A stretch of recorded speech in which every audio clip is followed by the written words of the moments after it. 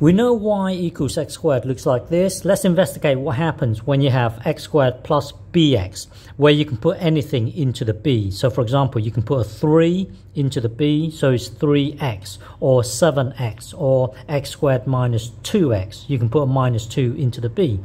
But before you can understand this, I need you to be familiar with the straight line y equals mx plus c or b or whatever.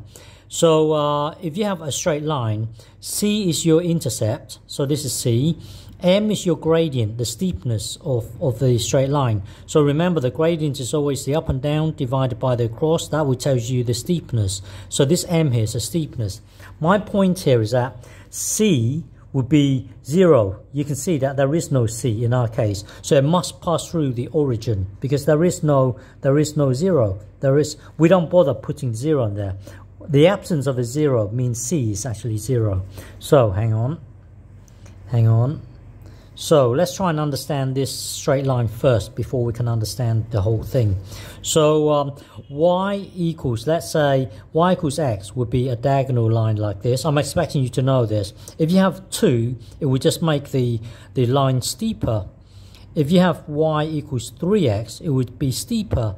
If you have 4x, it would be steeper. And then if you have y equals minus 1x, which is just minus x, it would be a diagonal line going downhill. If you have y equals minus 2x, it would be going downhill but steeper, and so on. The point here is that the number in front of the x represents a steepness. So this number here, 3x here, so y equals x looks like this. It goes through the origin. If this is y equals x, 3x, well, 2x looks like this, so 3x just makes it steeper. So now that you know this, let's try and understand the whole thing now. So hang on. So looking at this, 3x, it would be a steepness of 3.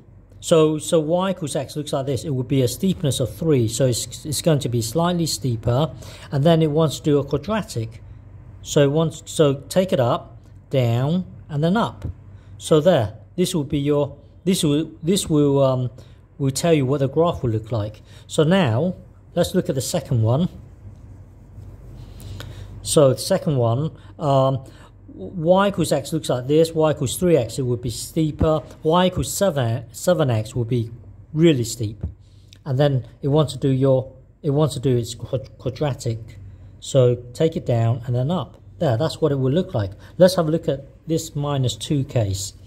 So minus 2, it would be going downhill, quite steep. So y equals negative x looks like this, but it will be, because of this 2, it will be slightly steeper.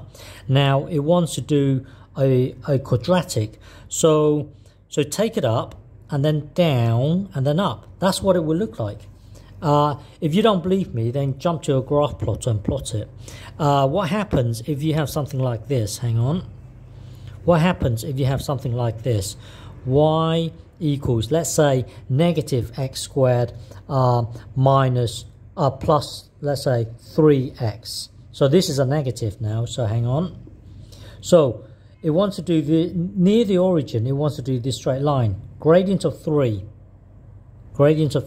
Now it has to do an upside down quadratic because of that negative.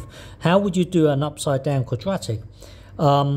Take it up and then bend it down, and then here straight down. There, that's what it will look like. So let me give you another example. Hang on. Let me give you another example. Let's say y equals negative x squared negative 7x. So it's going downhill. It's going downhill with a steepness of 7. So that's really steep, like this. And then it has to do a negative quadratic. So somehow you've got to figure out how to do a negative quadratic. It turns out that if you go up and then bend it down, and then here, straight down, there, that will give you your negative quadratic, and it goes through this straight line here with a gradient of negative 7. Okay?